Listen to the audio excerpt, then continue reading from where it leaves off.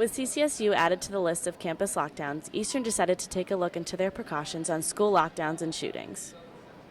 Eastern Connecticut State University takes pride in ensuring the safety of its students and community and allows students and faculty to be fully prepared if a lockdown occurred.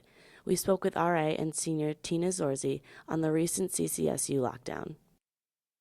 So it was really scary when the news broke the other day about CCSU because we are a sister school of them. So I immediately was really terrified, and I was running a study group, and so immediately we closed the door in the library and shut the blinds just to be precautious. And that's something I learned from RA training. We do gun safety, and in case an intruder ever did come in, what to do. And I know a lot of RAs do programs on campus here about that, just so everybody would know how to react in that kind of scenario. And police officers do come in and they do a training session, we watch a video, and that's something that I think everybody at school really should take advantage of. We spoke with Hall Director Carrie Robinson on precautions she takes on this issue. As a hall director, the procedures that we take when there's an active shooter on campus to ensure the safety of our students, we make sure that our building is safe and secure as far as no students coming in or out of the building. We make sure that our students are in their rooms and away from windows and not in any common areas. We make sure that no students obviously are coming in, and that we're taking the right precautions and making sure that our students are safe and secure in the building. With over 5,000 students and 12 dorms, students need to take the necessary precautions in order to secure themselves in their buildings. We spoke with student Keith Sardo on what he thinks Eastern should do to better educate their students. I feel that the way CCSU authorities handled the situation was perfect.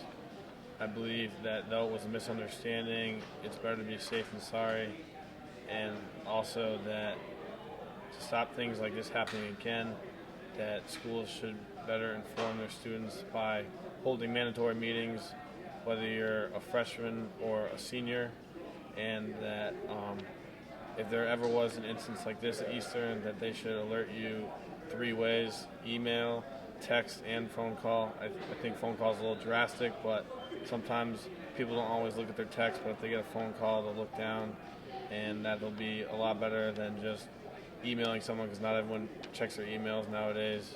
And as a kid, I'm concerned with my own safety, so anything that my school can do to react to the situation as soon as possible makes me feel a lot more comfortable.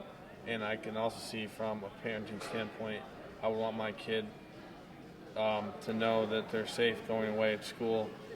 Also, that brings up another point, that parents should also be notified if there was an incident at school. They shouldn't have to hear from the news that a shooting happened or a possible shooting happened. They should have to hear from their own personal school.